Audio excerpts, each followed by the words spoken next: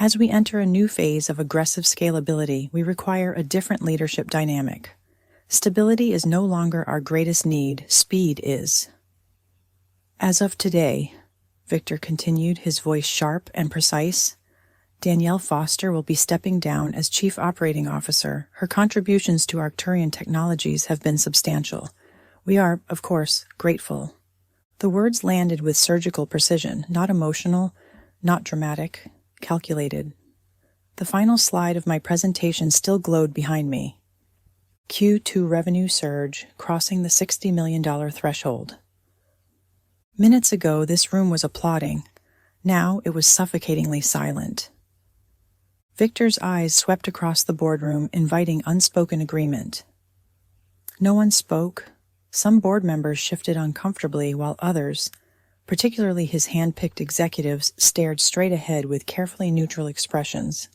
Danielle's operational discipline has served us well during earlier phases of controlled growth. Her caution prevented overextension during volatile markets, but Arcturian now stands at the threshold of accelerated expansion, and caution, while once valuable, has become limiting. The message was unmistakable. I was no longer useful. We need leadership that embraces risk with velocity, that welcomes uncertainty as opportunity, that prioritizes execution over deliberation. His tone was perfect, corporate, polished, designed for HR compliance, but laced with venom beneath. We thank Danielle for her years of service, for building the foundation that allows Arcturian to pursue its true potential. Effective immediately, we will begin the transition to a more aggressive operational structure. The silence afterward was heavy, the kind of silence where everyone is relieved it isn't them. I allowed the moment to breathe before responding, calm and steady. I appreciate the clarity. Victor nodded like a man concluding simple business, then advanced to his next slide. I gathered my materials without haste, walked back to my office with deliberate ease, and quietly closed the door behind me. My name is Danielle Foster. I was 42 years old, and I was the woman who built Arcturian Technologies from the ground up. When I first joined 6 years ago, Arcturian was little more than a chaotic startup teetering on the edge of collapse. Supply chains were unreliable, cash flow was bleeding, and vendor relationships were fraying under constant pressure. I didn't walk into stability. I walked into a mess, but I stabilized it. As Chief Operating Officer, I rebuilt the company's entire operational framework. I secured contracts with key suppliers, renegotiated vendor terms, and restructured the fragile logistics network that had nearly bankrupted us. I re-engineered our hiring practices, personally recruiting and mentoring much of the leadership team now sitting silently in that boardroom. I didn't just run operations, I built them. And for 6 years, that foundation held firm. Quarterly numbers climbed steadily, product launches ran on schedule, profitability became predictable. Arcturian thrived until Victor Langston arrived. Victor was everything the board thought they wanted: younger, slicker, aggressive. He'd made a career bouncing between venture capital-backed firms, turning around companies on paper long enough to cash out before the consequences arrived. He had been here barely 3 months, but it was long enough to understand that my discipline, my caution, my thoroughness, everything that had allowed this company to survive, would slow down his personal ambitions. Victor didn't want stability, he wanted velocity. And so, in one board meeting, under the guise of strategic leadership realignment, he removed the one person who understood how fragile his foundation really was. What Victor didn't know, what none of them knew, was that while he had been maneuvering to eliminate me, I had already made my move. They thought they were removing me. They had no idea I had already taken the one piece they couldn't afford to lose. Victor Langston didn't waste any time once he arrived. From his first day as CEO, the shift was immediate. Meetings I once led were quietly restructured without my presence. Conversations moved behind closed doors. Department heads I had mentored for years suddenly started receiving advisory sessions directly from Victor's office. His moves were never overt. That was his skill, to destabilize slowly, quietly, while appearing collaborative. At first, I tried to extend good faith. I offered transition briefs, detailed quarterly forecasts, even proposals for carefully scaled growth, but I saw how he responded. The more disciplined my recommendations were, the more he framed me as risk-averse in his private conversations with the board. It was deliberate. He wasn't here to partner, he was here to replace. Victor came from a world where companies were disposable assets, polished just long enough to inflate valuations before being sold to the next private equity firm.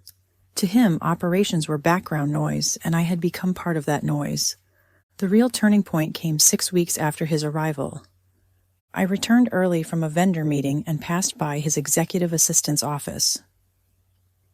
The door was ajar. She was on a speakerphone call, her voice low but clear enough. Yes, Mr. Langston would like to schedule lunch with Mr. Branson at Titan Axis. Yes, vendor alignment for Phase 2 implementation. He's hoping to handle future negotiations directly as part of leadership transition planning.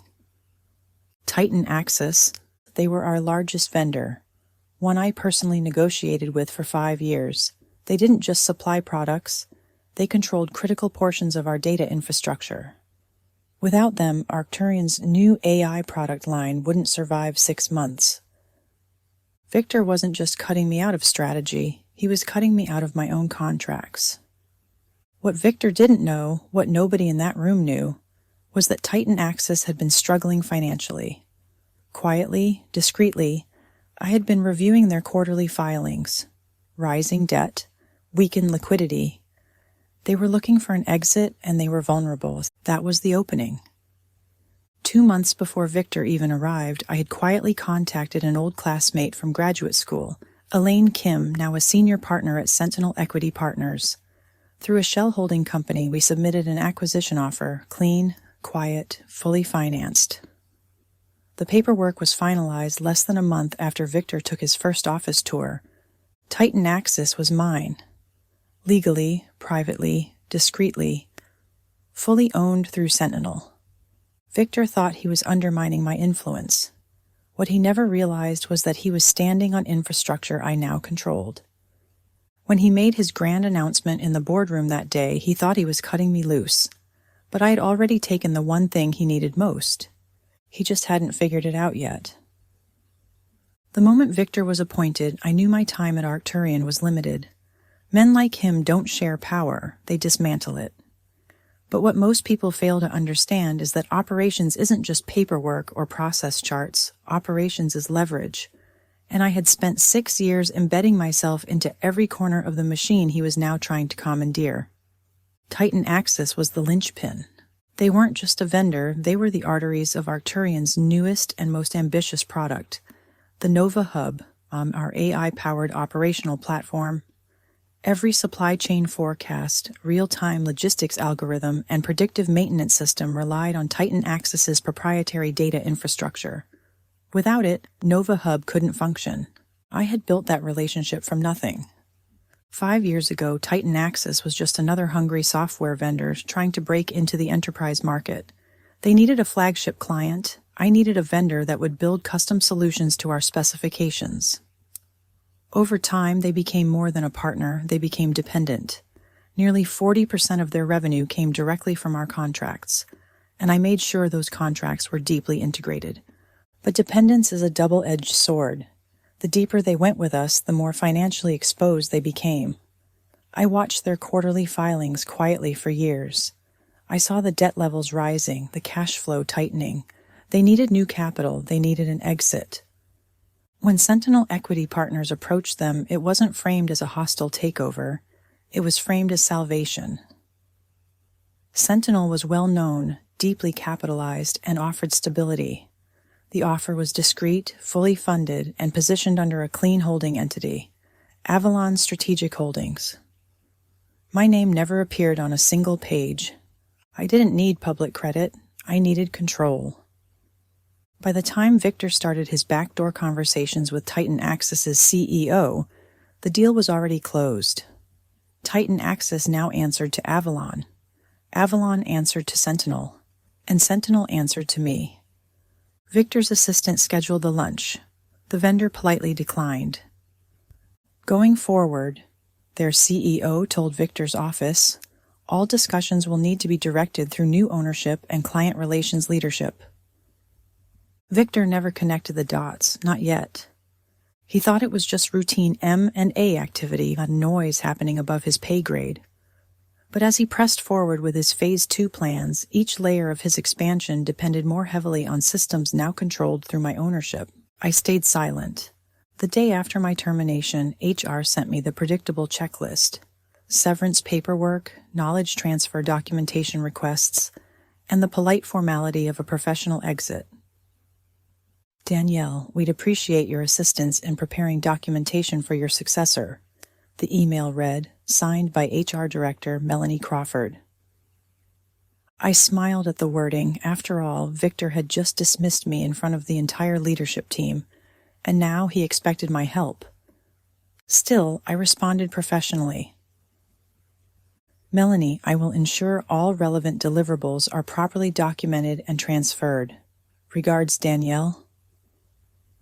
Every document I prepared was complete, but only just, comprehensive enough to pass audit, clean enough to avoid suspicion, but incomplete enough that Victor's team would eventually find themselves relying on the one asset now entirely out of his control.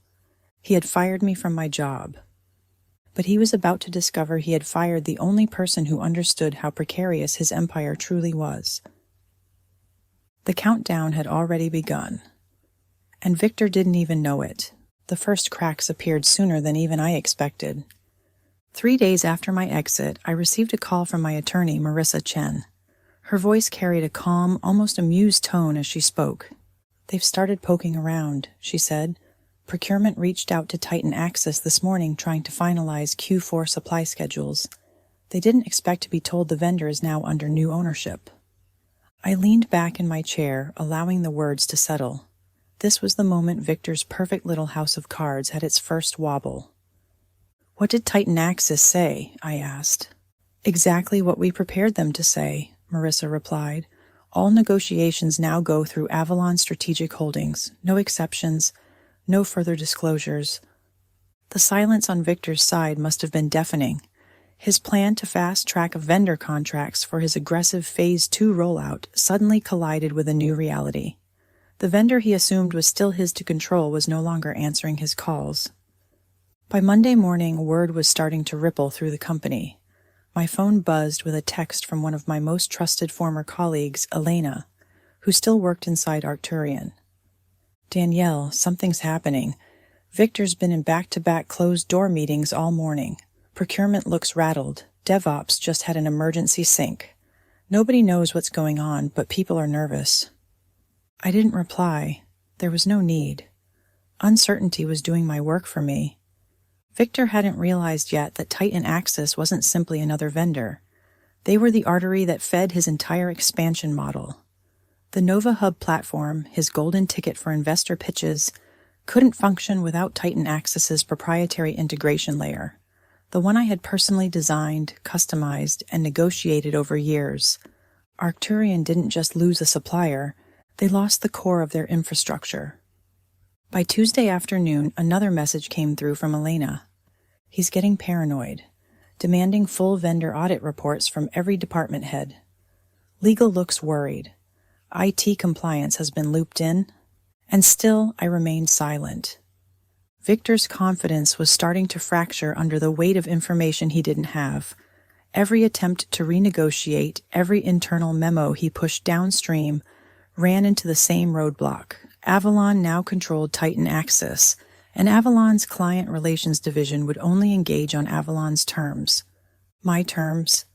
Victor had walked into this power play assuming I would leave quietly, that I would fade away into polite professional exile while he executed his plans unchallenged. Instead, every time he tried to execute Phase 2, he was met with locked doors I had bolted long before he ever arrived. I didn't need to attack him. I simply let him discover, piece by piece, how deeply vulnerable he had made himself. And the deeper he pushed, the more tangled he would become. The silent fallout had begun. By the end of the week, Victor's carefully curated confidence had started to erode. The first public sign came through Elena's text early Friday morning. He looks like he hasn't slept in days. Emergency leadership meetings every morning, legals involved now. People are starting to ask questions. Victor was cornered, though most in the company hadn't realized it yet. On the surface, operations continued as usual. Emails, meetings, corporate memos, but under the surface, panic was spreading. The Nova Hub rollout, Victor's crown jewel, was tied directly to vendor agreements that were now locked behind Avalon's walls. Without signed Q4 contracts, procurement couldn't secure future inventory, and engineering couldn't guarantee deployment dates. Deadlines were slipping before his eyes. He tried to cover it. An internal memo went out that afternoon filled with the usual corporate jargon, ongoing vendor alignment adjustments to support dynamic scalability goals. But the people inside Arcturian weren't stupid. They knew something was unraveling. Victor made one last attempt to salvage control. On Saturday morning, I received an email forwarded by Marissa. This time, it wasn't from Victor directly, but from Arcturian's head of procurement. Subject: request for clarification. Hey Danielle, I know circumstances have changed, but we're hoping to clarify Titan Access's current contract status for Q4 implementation schedules. Any assistance would be appreciated. It was polite, desperate, but polite. I didn't respond. I didn't need to. Instead, Marissa sent a formal reply on behalf of Avalon Strategic Holdings. As outlined in our acquisition terms, all future negotiations regarding Titan Access operations will proceed exclusively through Avalon's Client Relations Division. Existing contract obligations remain in effect until expiration. No further information will be disclosed outside active negotiation channels. Translation: they were locked out, completely. Victor's growing desperation was reaching the board. By Sunday night, Elena sent another message. The board is starting to press him. They want full transparency on vendor exposure. Audit team's been called in. He's trying to buy time, but it's not working. Victor had sold the board a vision of frictionless scalability, streamlined procurement, and rapid AI integration. What they were now discovering was that their CEO had failed to disclose one of the most critical risks in his entire plan. He no longer controlled the infrastructure he was expanding into. And worse, he never saw it coming. Elena's next text arrived early Monday morning. Victor stormed into the 8 a.m. executive sync. Legal was already waiting for him.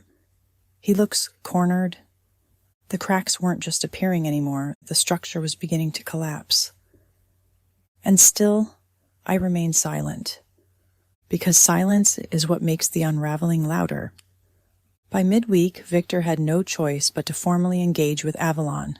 The board was demanding answers he couldn't give, and procurement's endless back-and-forth requests were met with the same unwavering response from Marissa's legal team.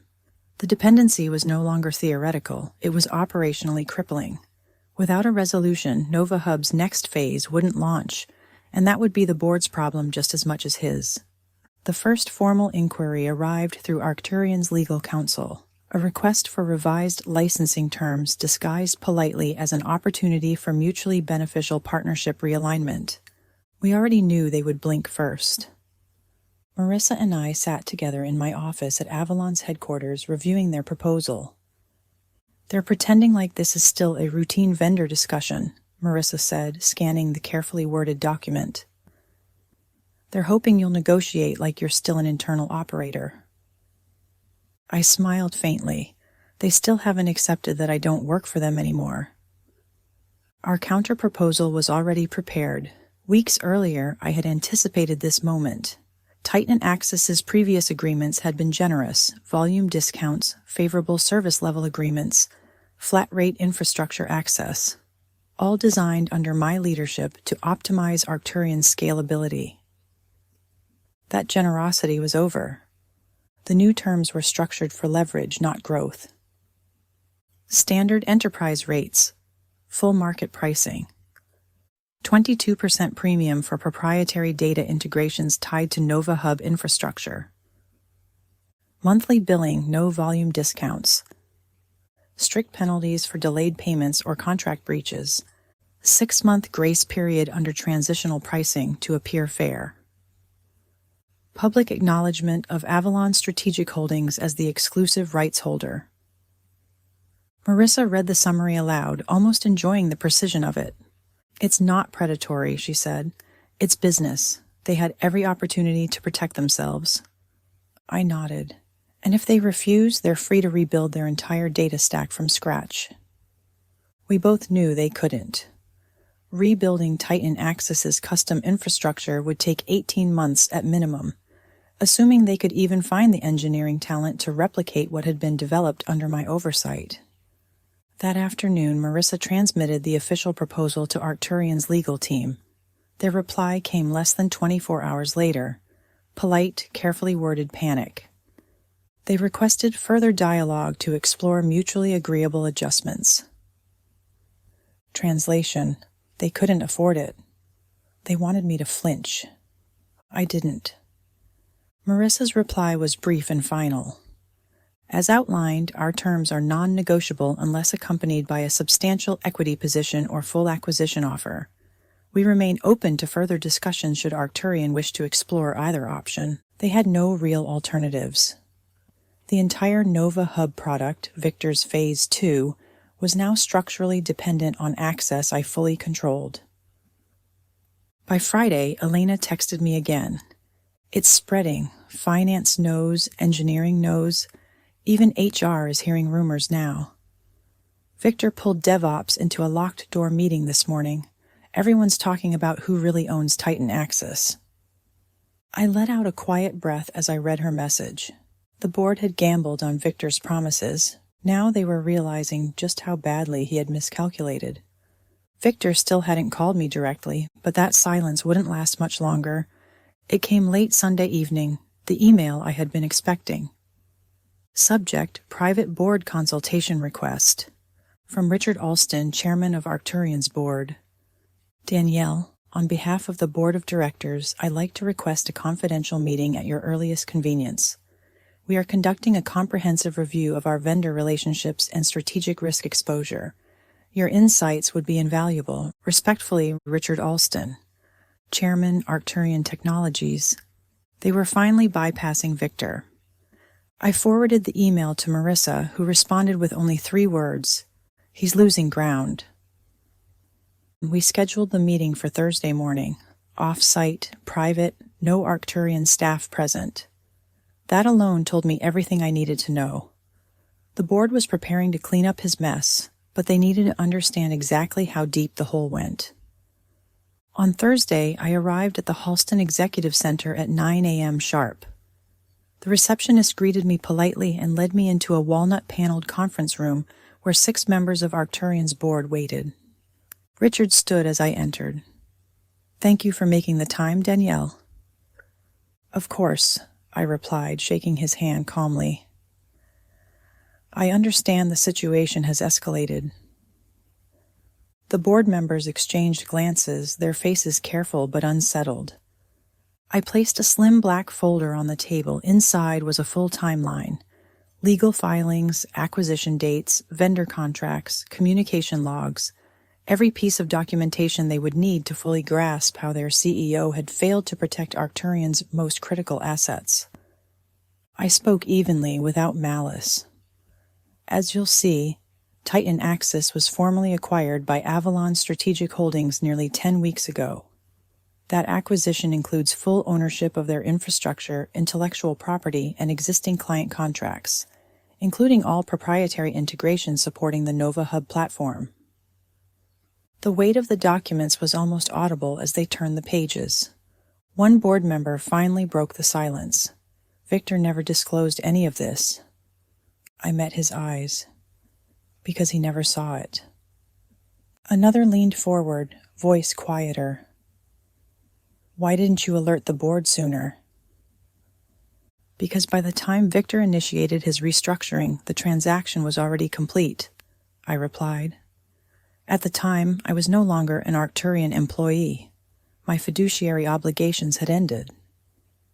I paused for a moment, allowing that to settle. What you're dealing with now isn't a vendor problem, it's a leadership failure. Richard exhaled slowly. The level of exposure here is significant. To be clear, I continued, Avalon remains open to maintaining Arcturian as a client under the terms we've outlined. But this situation was entirely preventable had appropriate due diligence been conducted before executing your current restructuring. The board members exchanged quiet looks of resignation. I could feel the calculation happening in real time. The shifting of blame, the search for distance from Victor's decisions. Richard finally spoke. Thank you, Danielle. This has been illuminating. I closed the folder gently. You're welcome. As I stood to leave, I glanced briefly around the room. They had believed Victor's vision of aggressive expansion. Now they understood what it had cost them. And for the first time, the people who dismissed me as an obstacle finally saw me for what I was, the person who had built the foundation they never bothered to understand. By Friday morning, the unraveling was complete. Elena's text arrived just after 7 a.m. It's happening. Victor cleared out his office this morning. Quiet, no statement, no eye contact. Legal walked him out. The news broke hours later. Every industry blog, financial feed, and LinkedIn thread buzzed with variations of the same headline. Arcturian Technologies ousts CEO amid vendor crisis and leadership failures. The board wasted no time in appointing Richard Donovan as interim CEO, a seasoned operations veteran known for cleaning up high-risk leadership transitions. His reputation wasn't glamorous, but that's exactly what Arcturian needed now: stability, damage control. I read through the press release calmly, my morning coffee steaming quietly beside me. Arcturian Technologies announces executive leadership transition following internal vendor dependency audits. The board remains committed to ensuring operational continuity and stakeholder confidence during this realignment. They didn't mention Victor's name once. Publicly, his erasure was immediate. Internally, I knew it would take longer for the full implications of his failure to fully settle. But the damage had been done. The very aggressive scalability Victor championed had been built on unstable ground he never bothered to secure. And while he moved on, likely to some other venture firm eager to recycle his resume, the board was left to untangle the consequences. What Victor never understood was that you cannot expand something you don't control. He assumed ownership was about titles and power plays, but true control lives in the details, in the contracts, the dependencies, the operational arteries that quietly hold an entire company upright. Victor never saw any of it, but I did. And now, as I looked out across the city skyline from Avalon's headquarters, I felt none of the triumph I once imagined I would. This was never about revenge, it was about recognition. And Victor's collapse was simply the natural outcome of his own arrogance. In the days following Victor's removal, the calls started. Not from Arcturian, from everyone else. 12 enterprise clients, including several of Arcturian's former prospects, reached out to Avalon requesting consultations, demos, and transition discussions. Some of them were companies I had personally pursued for years while sitting inside Arcturian, only to be dismissed by executives who believed those accounts were out of reach. Now they were knocking on my door.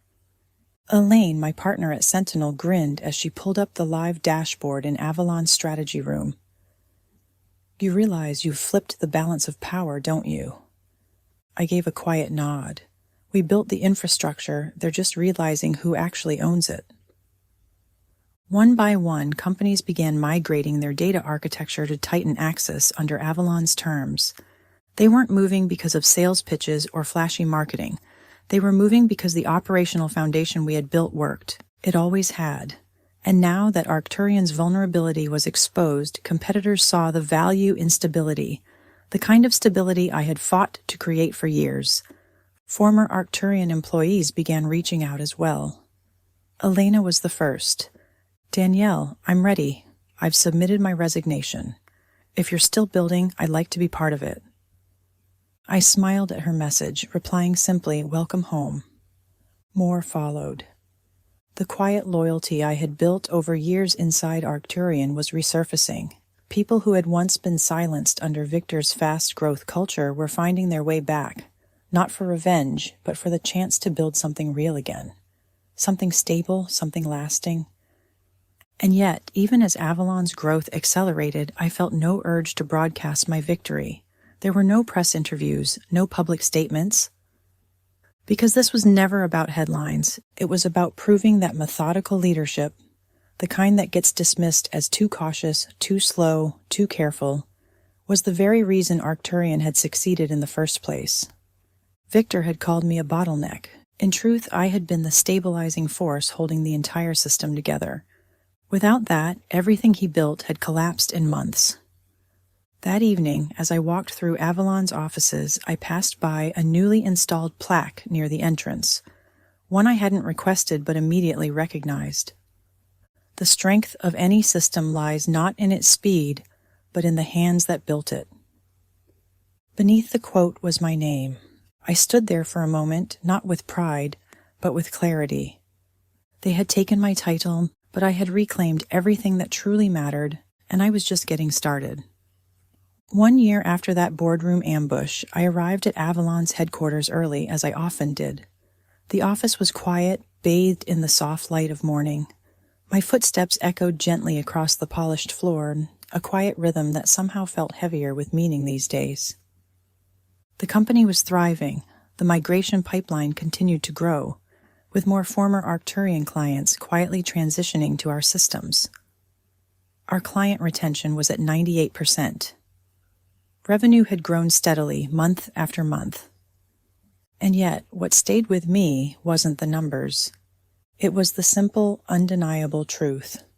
I had built this, with patience, with discipline, and without lowering myself to Victor's level. As I reviewed the latest reports in my office, a notification popped up, another finalized licensing agreement. 3 new enterprise clients, including one that Arcturian's previous leadership had once told me was impossible to secure. The irony was never lost on me. All those years I was told to be patient, to not overreach, to let others handle the client side. Now those very clients were calling us. But it wasn't revenge that fueled me anymore. That part had passed. It was something deeper, a quiet validation that thoughtful leadership still had a place in this industry. That stability, caution, and long-term thinking could outlast the flash and noise of men like Victor. That afternoon, a package arrived in my office. No name, no sender listed. Inside was a simple handwritten card. "You've become the story I tell my daughter when she thinks she's not strong enough." No signature, just that. I held the card for a long moment, letting its weight settle inside me. It wasn't triumph I felt, it was something gentler, quiet, whole. My story wasn't one of vengeance. It was proof that you could be methodical, strategic, and even graceful, and still win. Victor had tried to write me out. But the industry, the people, and now even his former board had written me back in. Not out of pity, but out of necessity. As I left the office that evening, I paused by the plaque near the entryway one more time. The strength of any system lies not in its speed, but in the hands that built it. For the first time in a long time, I allowed myself a full, quiet smile. Because my name was exactly where it belonged.